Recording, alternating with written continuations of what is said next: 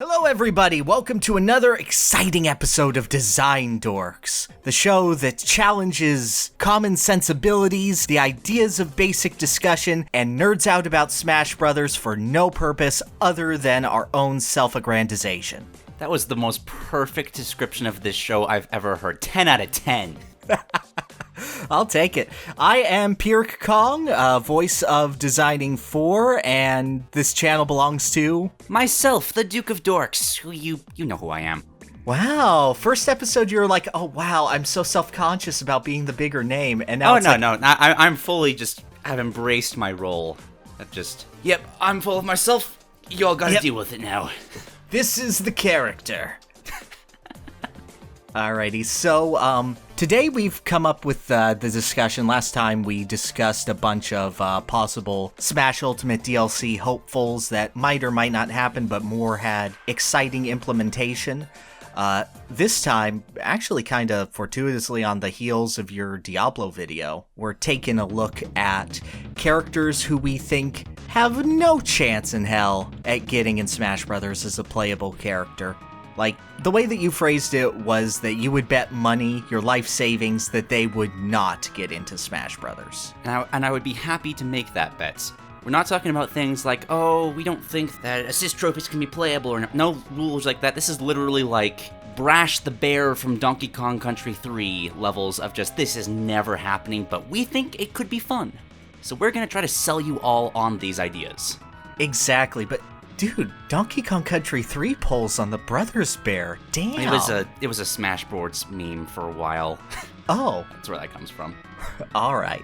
For a minute, I was like, damn, you pulled out a deeper Donkey Kong poll than I did. Oh no, I don't know nearly enough about Donkey Kong to make that naturally. What the hell is the characterization? Don't you want to do Born and Bjorn from Donkey Kong Country 3 instead? Maybe. I don't know who that is, and I'm sorry. It's fine. They're polar bears. They run a chairlift. That's it. All right. I'd be down. So anyway, what we've done here is we've constructed a list of one rep from or under the Nintendo umbrella, one rep from a third-party Western developer, and one from a third-party Eastern developer. And both me and Pirk have brought one of each of these to the table, so that's 6 characters in total. And we're just going to kind of alternate between the two, and just share our pitches. Try to convince the other that this character should be in the game. And I lost the coin toss, so I am going first. So, this is my Nintendo representative. I have some honorable mentions, just because I do. Honorable mention to Pius Augustus from Eternal Darkness Sandy's Requiem for... actually being a Nintendo character from a game called Eternal Darkness, Sandy's Requiem. And he's got a really cool Elder God sort of magic system to him that would not fit in Smash at all, but would be really cool. Also Kyle Hyde from Hotel Dusk, because he's cool, and I like noir stuff. Nice. So why not? And I guess General Scales from Star Fox Adventure, because I like his body type.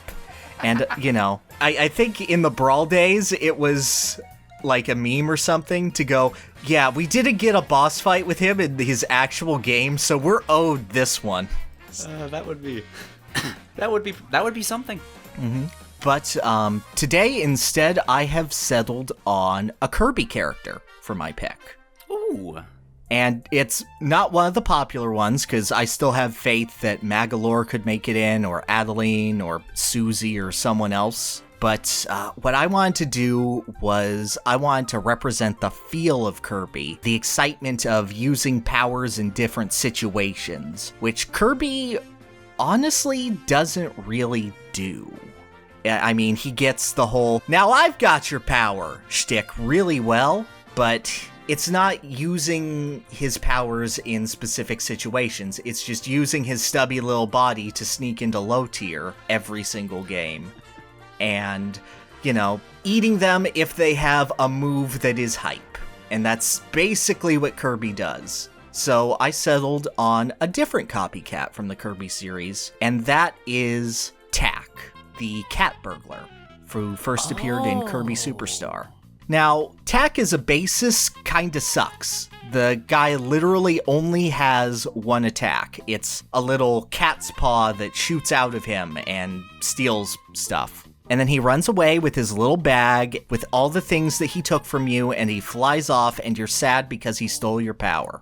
Now, the main idea that I want to get from Tack is to have him represent all partners. For every smash attack that he does or directional special, Tack pulls out one of those ability pedestal things from Kirby. He goes through them, and he gets a big attack while transforming into another partner before poofing right back into himself. I'm keeping it to like specials and smashes so he's not just all references, but I really wanted to capture an important element of Kirby that I thought was missing, which is the copy abilities. Since we have part of Cutter, Hammer, Stone, and I guess the ability literally called Smash Brothers, and Suplex. Yeah. Also the dash attack's flame, but it doesn't change the core problem here, which... Dash attack is occasionally flame, occasionally the weird breakdance he does in Yo-Yo. True. Which is like, okay, yeah, reference Yo-Yo, that's the good one that everyone's coming back to. Anyway, obvious examples would be like, for his forward smash, turning into Bonkers the monkey for a big hammer slam, or the wheelie bike is a side special, and, you know, I had the cute idea with, if he uses the side special, opponents getting stuck to his seat, and him moving out like they're stuck on Go-Goat in the current game. So kind of like, what's the Animal Crossing Assist Trophy, Captain? Yeah, like Captain. Yeah, like that. I just didn't want it to be, oh, you're giving him Bowser Jr.'s side special? But no, there's a lot of cute things you could do. Capsule J2's rocket jump as a recovery. Waddle Doo's circular beam for an anti-air. The easel from the artist enemy or the chemistry doctor's set as a defensive healing or a buffing down B. I mean, if you really wanted to be lazy, you can just like throw in, oh, he turns into Chef Kawasaki for his grab. Or, oh, it's Knuckle Joe. That's new. But just, you know, represent all of the Kirby enemies. But what I wanted to do was, and what my main idea for him that sold me on this idea was his neutral special, the Cat Magnum, which is the most solid name for a special. Just, yes, his neutral special is not a gun, but a cat gun. Now, Kirby's known for taking the signature move of a character. But if we already had a shape-shifting character whose main power is stealing, after a hit with a projectile, Tack gets a little icon of the character he stole from over his portrait, you know, like Villager's Pocket. And then when he hits the B button again, a little jingle plays, like the little Kirby, and he turns into that character for 5 seconds. Dude! What I wanted with the rest of Tack's moves, with it being the wheelie bike and everything else, is to have him be positionally based. To have moves that move Tack all around the screen. So essentially, if you want the ability to have Ganondorf go really, really deep, you can copy him, throw him out with the bike, turn into him, stomp him, and then recover. Oh, I'm just picturing the different ways you can combine that.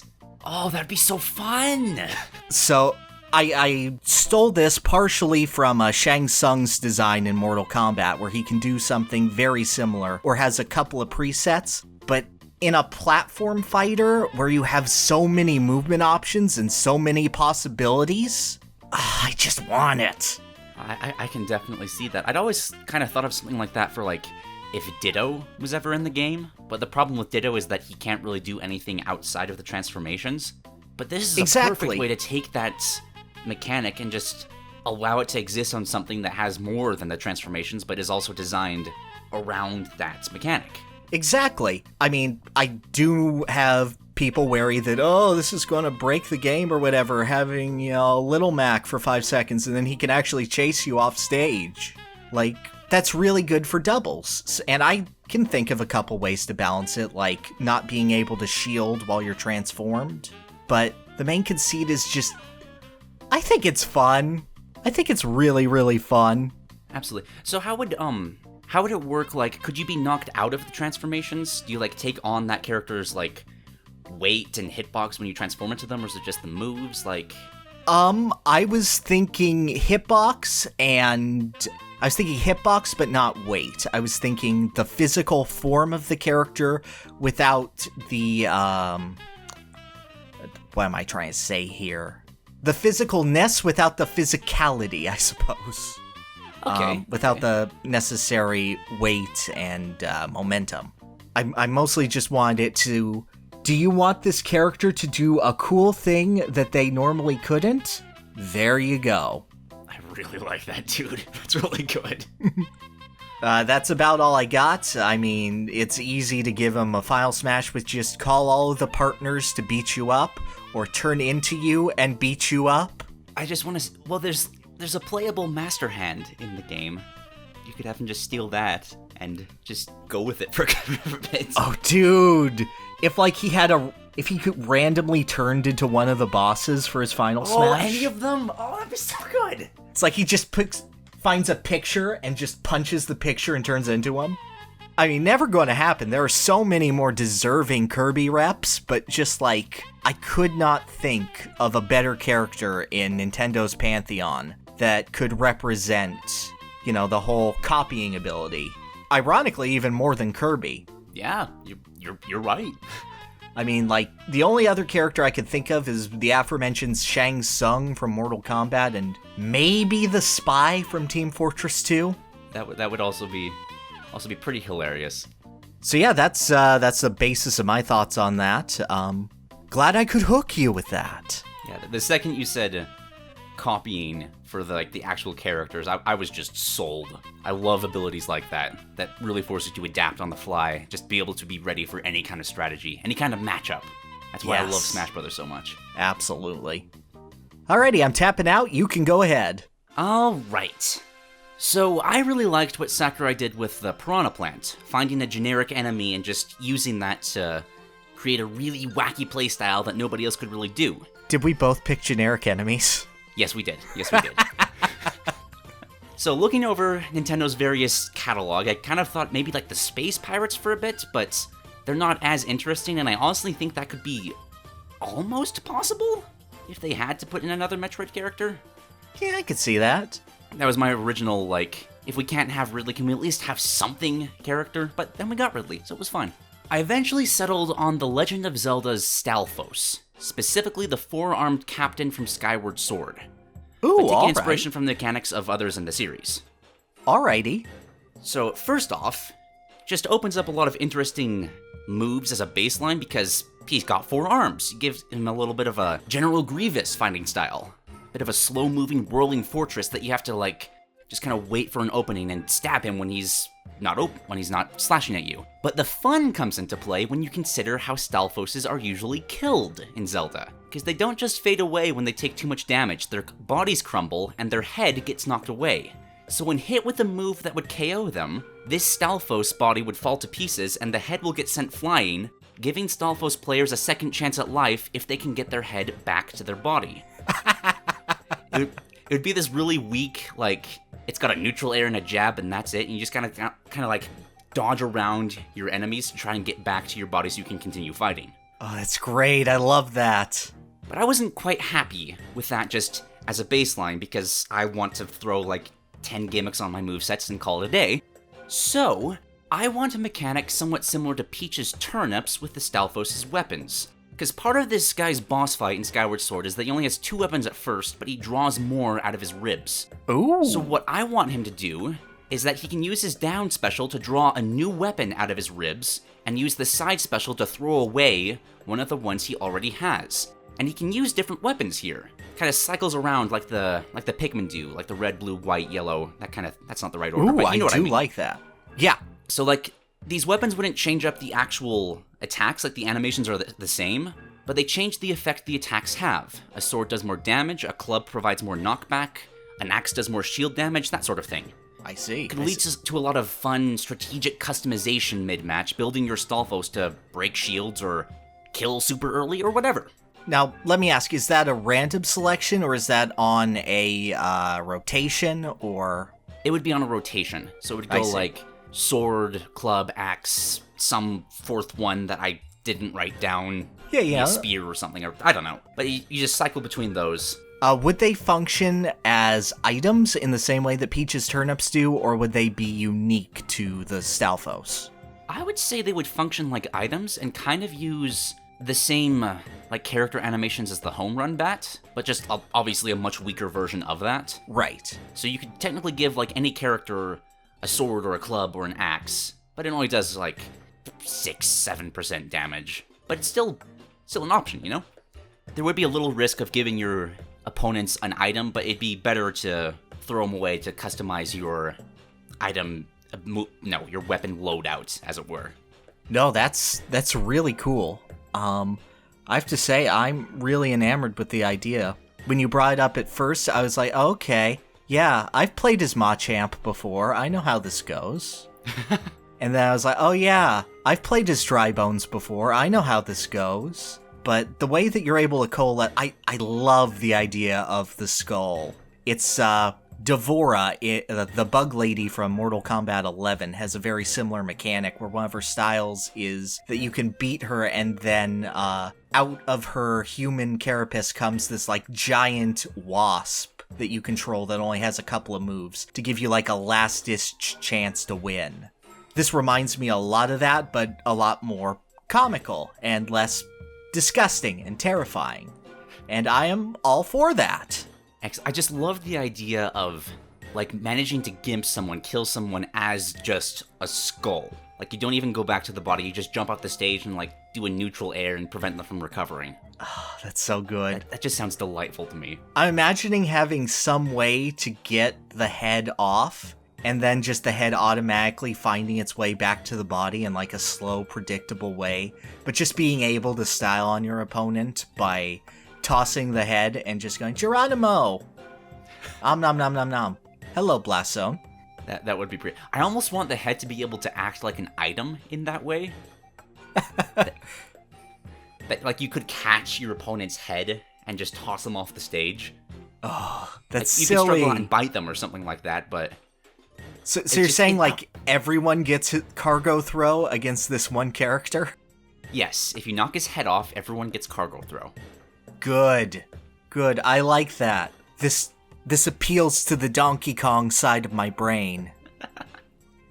Alright, well, I am satisfied with that pitch. Do you want to move on to your Eastern?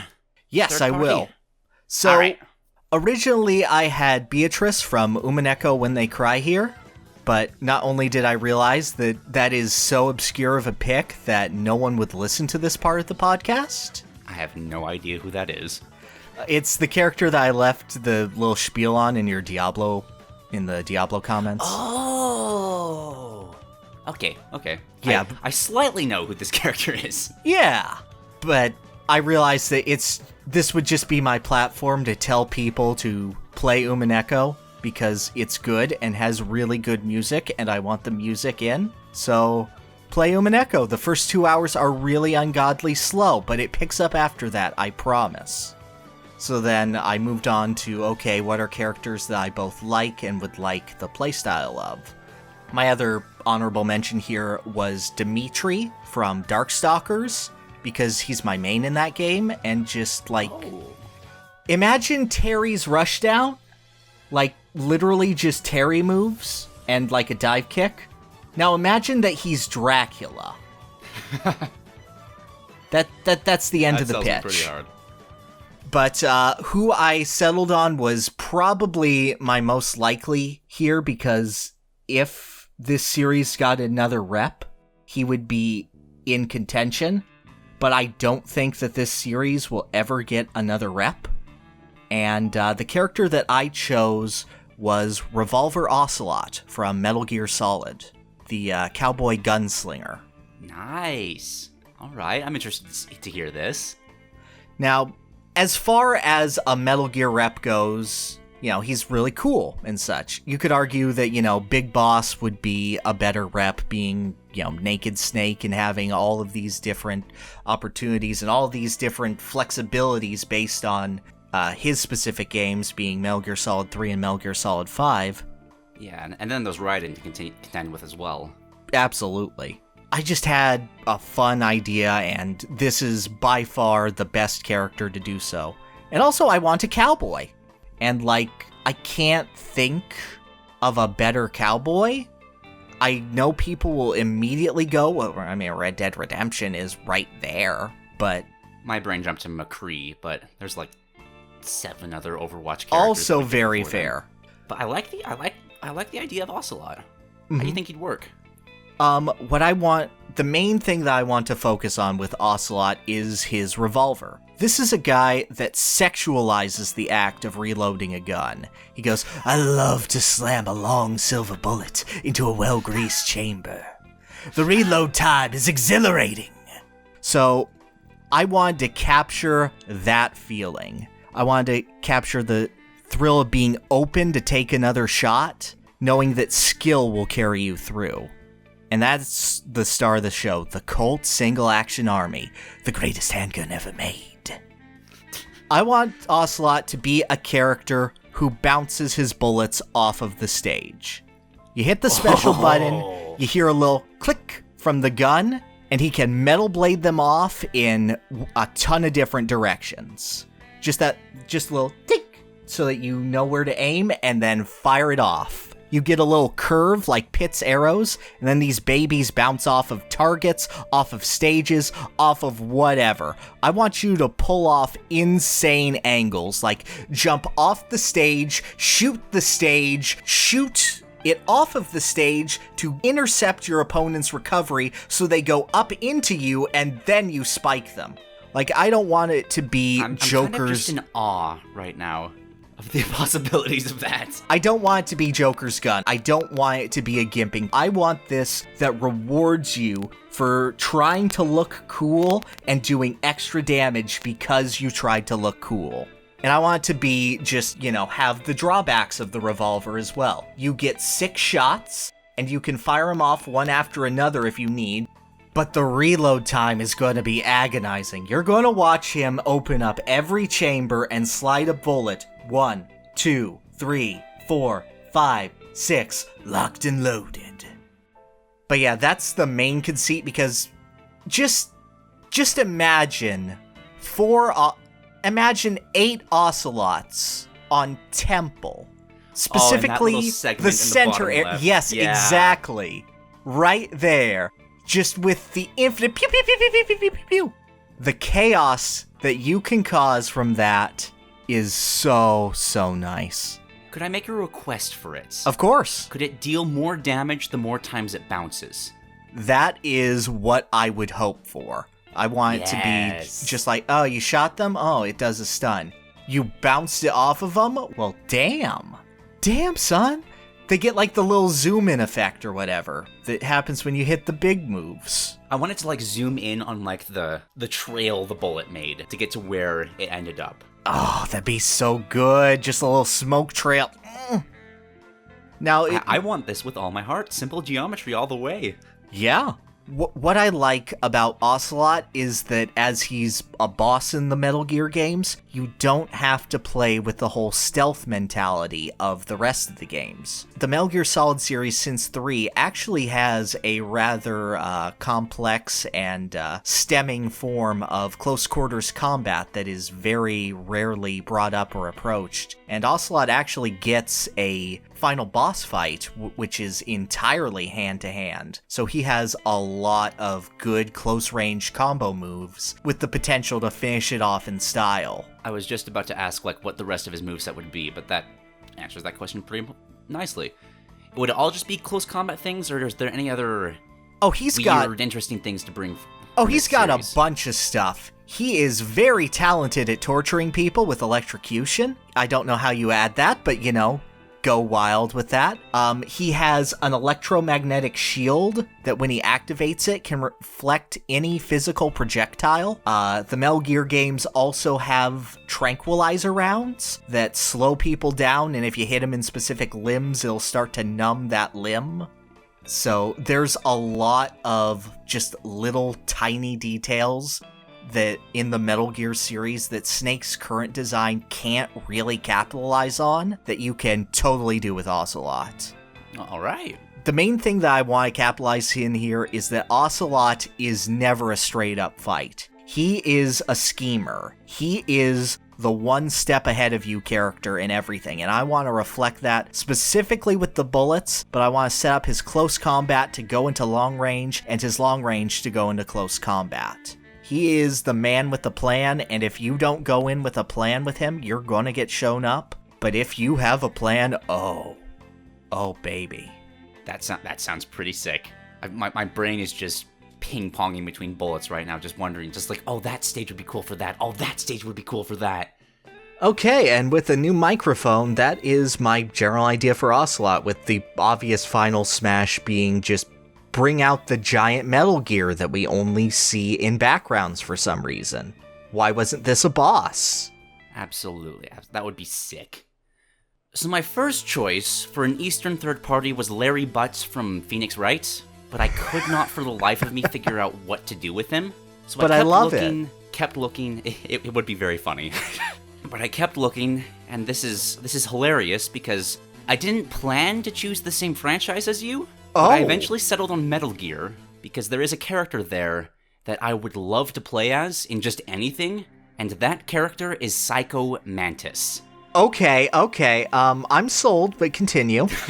So first off, Smash needs more psionic, magic-y fighters, throwing objects with psychokinesis, creating balls of energy, somewhat styled in a similar way of Mewtwo is for like his normals, but that's obviously not where the fun of this character lies. Right. Psycho Mantis can create a multitude of status effects that screw around with your opponents. For example, a projectile where, if it hits his opponents, forces them to use a random move in their arsenal in a random direction. Got a Ganondorf dash attacking towards you, you hit him with this move, and suddenly he's using the side special in the opposite direction, completely screwing with your opponent's rhythm. Yeah. He could have a baseline mechanic where the game keeps track of how many moves your opponents are throwing out, and if your opponent is overusing a single move, you can use that one of his specials to lock out that move out of their arsenal. So if you've got a Link player that's constantly shooting with arrows, you can activate the move and Psycho Mantis will be all like, "So I see you like your neutral special, don't you?" And now the Link player can't use his arrows at all for a short period of time. Just have a bunch of voice lines like that where he's just, "I'm tired of that move of yours, let's stop that." I see. Neutral aerial is your entire game plan. Exactly. Like have especially personalized quotes for like characters that really rely on a single move. You enjoy belly armor, don't you? Let's remove that mechanic entirely for now. There's so many weird things he could do like that. He could screw around with like the UI, making his percentages display something that isn't there, like false numbers, like, oh, it looks like he has 30%, but he actually has 100 or something like that. Oh, look at you, at 740%. Exactly. They're not actually that way, but it just completely screws with your opponent's ability to plan. And I have something that's a bit stupid, a bit technically possibly impossible for his final smash, but I want him to scream out, "Let's mix things up a bit." The screen glitches out, and your opponent is now controlling a random different character. Exact same stocks, exact same percentage, but instead of Bowser, you have to wrap your head around playing Diddy Kong instead. And if it's a match with like 3 or more people, it just swaps around who is controlling who. So player 4 is using the Meta Knight of player 6, who's now stuck with player 5's Luigi. And just screw with people, and I want to be able to do that to others so badly. Oh, that's so much fun. I remember in Brawl, I think, Manaphy had that ability with Heart Swap, which never came up because it never came out of the damn balls, so... But yeah, it's a similar mechanic to that. But I miss that, and I love it. How is this not already, at the very least, an assist trophy? I don't have an answer to that, because Gray Fox is traditional, I suppose. I like Gray Fox, but he's like the 5th most important character in the game that he's actually a ninja in. I do feel like this would work better, like, as a boss fight. I feel like that's going to be a common comment for this, but the entire joy here is screwing with people yourself. I want to be able to control that. I want to personally frustrate my opponents, and I feel like Psycho Mantis could do that better than almost any character in video games itself. It's hard to think of a character that is more emblematic of screwing directly with the player and breaking the fourth wall outside of Sans Undertale, but Psycho Mantis is such a standout character and a boss encounter. Just growing up on the internet in the early to mid 2000s, you would see so often most memorable or greatest boss fights of all time, and you better believe if it was a top 10, Psycho Mantis was taking a spot somewhere on that list. The strength of that character in specific, and finally after years of it being able to control it, that's really the Smash Brothers fantasy for me. It's less going, oh yay, I can play as character I already like to play as in game that I already like. It's being able to do something new with a character that either you have the rare chance to actually play as or never play as, or that you haven't played as in forever. I think that's why characters like Banjo and Ridley and K. Rool resonate so strongly with people, and Mewtwo to an extent. Yeah. I can't say much more about Psycho Mantis because I haven't actually played Metal Gear. This was a concept derived entirely of just what I know from those YouTube videos of the top final bosses in video games. Yeah, you should fix that. Metal Gear's really good. I know. But I feel like what the character can do can speak for himself. I agree. And I think I'll leave it with that. I'm comfortable with just saying Psycho Mantis and letting people just imagine the weird ways he could mess with them. No, you said Psycho Mantis and I went, sold! Wow! That was easy. Alrighty, so it's me with the third-party Western, right? Yes. Alright. So I have several honorable mentions for this one, because I had a lot of ideas I had to narrow down. The biggest of which was just a trailer idea of just Inkling styling on people, and then having, like, announcers in the background being like, or just the Squid Sisters going, wow, can anyone stop this kid? They're so rad. Who has a cool enough tune to deal with this kid? And then suddenly you hear just a slow guitar beat. Ba, ba, ba, ba, ba, ba, ba. So here I am, doing everything I can. And then Tony Hawk kickflips in. I didn't recognize the references first. And that's, so that's the concept, but no. Otherwise, just shout-outs to Hat Kid, Juan from Guacamelee, Fulgore from Killer Instinct, or Joanna Dark, just so that we get that rare connection that I love, and because one of them is literally the Predator, but a robot. And Sly Cooper, because I love Sly Cooper. But yeah, so I was just thinking about things, and classic adventure games, discounting Zelda, are poorly represented in Smash, just like traditional ones. And okay.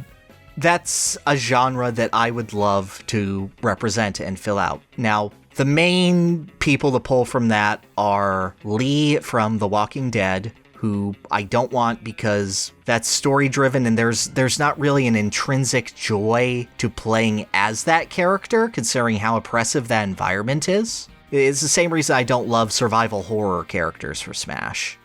And the other one to stick out is Guybrush Threepwood from The Secret of Monkey Island.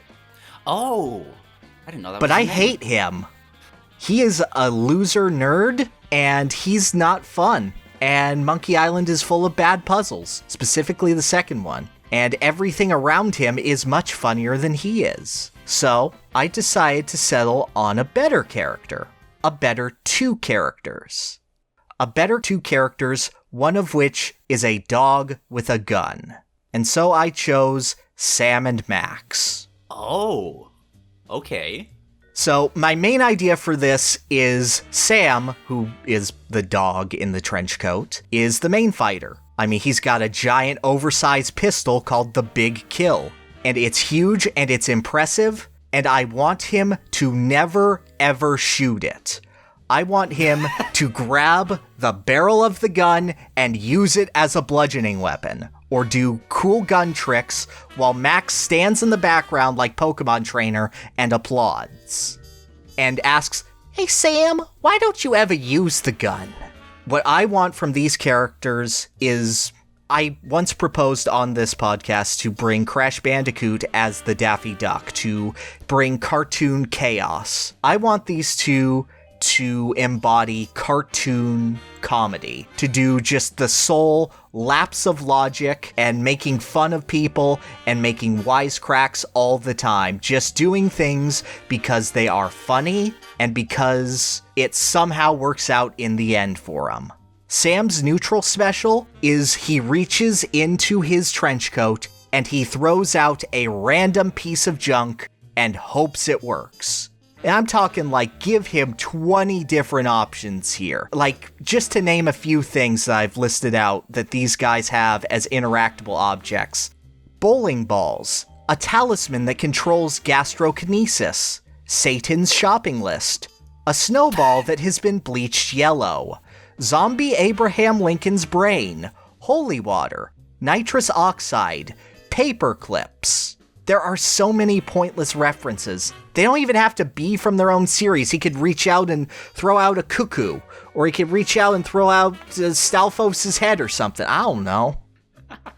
The important thing is that I want these items to be on a steady rotation. You'll always get Abraham Lincoln's brain after you throw out the cuckoo, for instance. I mean, of course. Yeah. Those obviously yeah, that's the logic of it.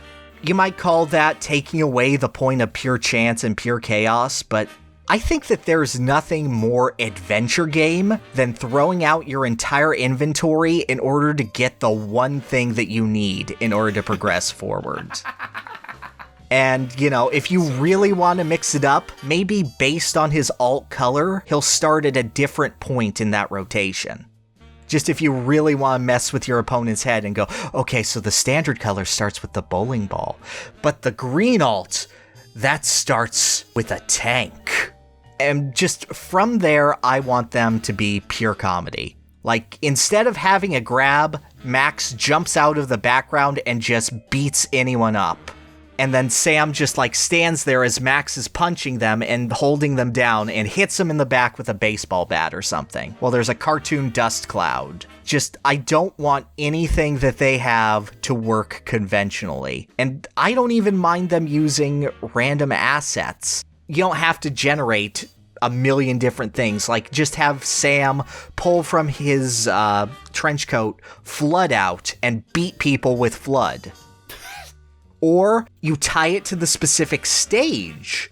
He gets flood if he's on Delfino Plaza, but if he's on Pokefloats, he gets, I don't know, a bunch of Pokeballs that don't have Pokemon in them, but he'll throw them at you anyway. I would love it if it was also kind of tuned to which character you were fighting.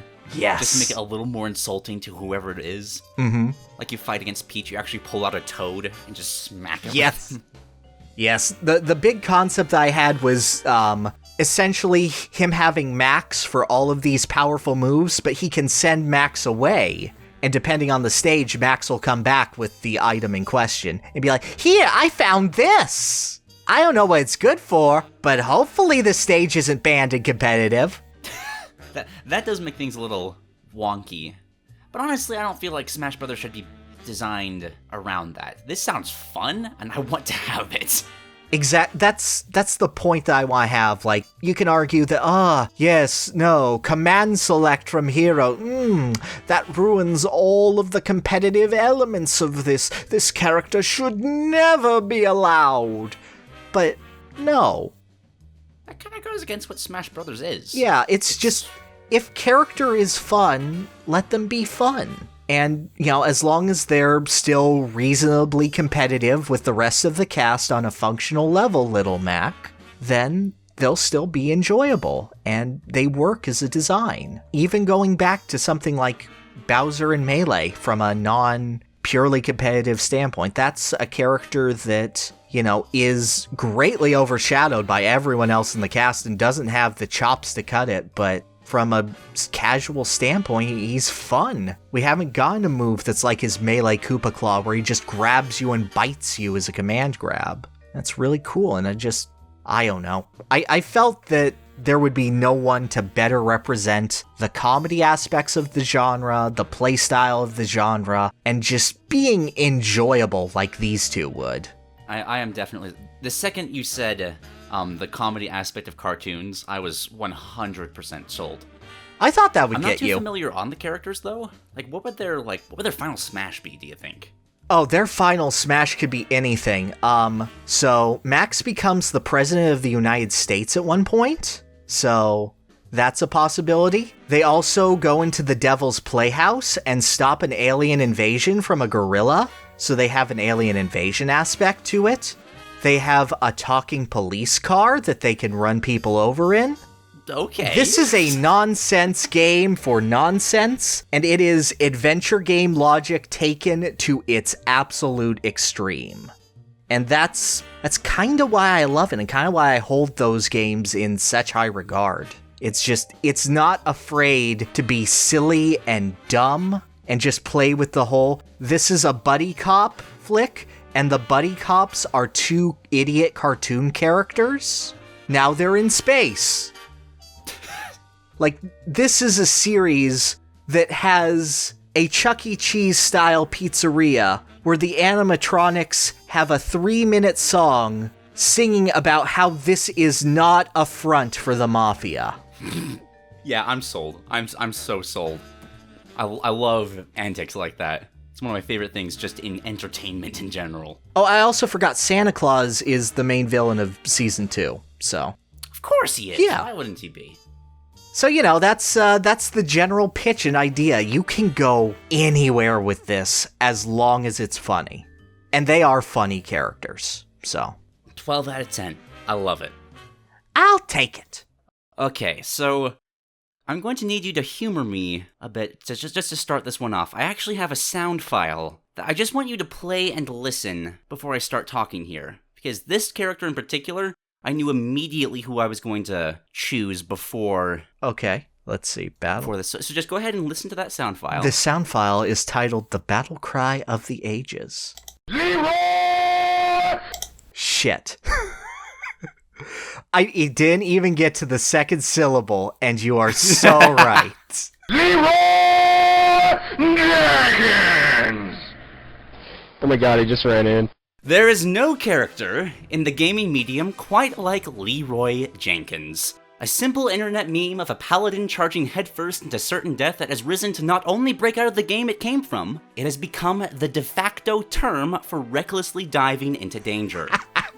I want Leroy to embody this in Smash Bros. His kit is built around ignoring any danger to himself and redirecting attacks to destroy everyone around him. For example, his side special causes a fire drake to swoop in and spit a fireball at Leroy, which obviously hurts him, but the explosion also damages anybody else caught in the blast. Okay, or keep for his going. neutral special, he could spawn a murloc on him that constantly bites and stabs him, similar to the claptrap assist trophy. But he can transfer it like a gooey bomb if he gets in range with a melee oh my gosh, I forgot how to speak English there for a second. If he gets in melee range with his opponents. That's fine, I do constantly. And then as an added bonus, you could also throw in a bunch of moves inspired by classic paladin abilities, to make him a decent representative of World of Warcraft as a whole. You could have Divine Storm as a down smash, whirling holy energy around him. His side smash could be Blade of Justice, stabbing a blade of holy light forward. Warcraft brings so much to the table that the hardest part of his moveset would be figuring out what to prioritize. There's so much to work with. And just imagine if he could aggro his opponents. Have a down special where he forces his opponents to only use attacks against him. They can't shield or dodge, just attack. They can't back away from him, they can't even turn away from him. It's like Ryu and Ken's gimmick, but forced. He just magnetizes the attention of everyone onto his overzealous antics. Oh, that's so good. That's so good. Oh, I love it so much. I'm just imagining, for its activation window, just having a giant speech bubble behind him that's just going, Leroy! And if they're hit, they go, oh, son of a... It's a meme, but, it's the best of memes. This is a transcendent meme. Everybody knows who Leroy Jenkins is. You even get this references in, pop culture. He's gotten to that level that you see him just be mentioned in, basic TV shows. No, I remember he was in a Jeopardy question. Exactly. Yes, go to the plains of Azeroth where heroes like Leroy Jenkins do battle. In terms of, famous games, famous names in video games, Leroy Jenkins ranks pretty high up there. with the general population. And the antics he could provide are just, oh, it could be so good. Like, I'm sure, like, the original guy who voiced him would be happy to do it, and just... Oh, I'm sure. Get him in there to just shout just obscenities at every character that he comes across. Just as, like, maybe as part of his aggro. Just, I want it. I want it so badly. I love it. You posted, I heard half of the voice clip. I'm at 2 of 5 seconds, and I went, yes, I get it. I understand. My one complaint is that after getting hit by the fire drake, you did not have him immediately pull out a piece of chicken and start to eat it. Oh, the chicken would be a constant part of all of his animations. Oh, thank goodness. Like, maybe even give him, like, super armor frames after it does, like, one of his reckless attacks as he just takes a bite, which allows him to just keep doing stupid stuff because at least he has chicken. Oh, what if instead of the Blades of Light or whatever he conjures as a paladin, it's just a giant chicken leg made of light? Well, that would be his final smash, you see. Oh, I see, yeah. Well, I mean, when you put it like that, you make a very compelling argument. But yeah, I honestly have no issue in putting memes in Smash. Sans is in Smash. Captain Falcon is in Smash. Captain Falcon is 95% Smash at this point. And like 80% meme and, 10% whatever else and like 2% F-Zero, but... I feel like at least it would be my favorite Mii Fighter costume of all time. Oh, I can't agree more. Pink tabard, give him this giant sword, and just put it on the sword fighter. I would never use another character. Oh, God. Persona 4 outfits are sword fighters, but you make a really hard sell. Goemon is sword fighter, but you make the hardest sell. I'm so upset. That's so much better than my stupid dog and rabbit. Oh no, your dog and rabbit was amazing. I don't know who I'd rather have, but Leroy can hold his No, own. you're I'm confident enough No, in it. you are, as you said, transcendent right now. I was wit, I was grace, but you, sir, I was a 10, but you are an 11. I feel like on that note, I am more than happy to end off this, my time with Leroy Jenkins. Yeah. That was fun. That was a lot of fun. That was fun. So how do we do an outro now? I'm tired. I'm sorry. I'm trying not to zone out. I'm like, oh yeah, that was fun. Deflating. But yeah, thank you guys so much for listening to this nonsense for a while. If you have any ridiculous character concepts, please, by all means, leave them below. Because this has been fun, and this has just been a concept back and forth, and I'd love to see more. Absolutely. And were we able to sell you on any of these? Or all of these? Let us know. If you have any fun takes you could do for Sam and Max or Leroy Jenkins, I'd love to see how these ideas could be evolved. Yeah, absolutely. Maybe convince Duke to play Metal Gear. I don't know. Could be a good idea. Someday. There's just so many games like that. I've got a list of like 30, and it's so hard to narrow down one and be like, okay, now I'm going to choose this one over all the others. Like, I gotta play Tropical Freeze, I gotta play Chrono Trigger, I gotta play Final Fantasy VI, there's just so many. Yeah, there are, but I mean, you mentioned a Donkey Kong game in there, so like, it's that one, you want that one. But yeah. Okay, I'll move that up a few places. Lovely. But yeah, thank you everybody for listening, and we will see you next time. Bye, everyone. It is so ridiculously warm in this room now. I'm kind of dying now.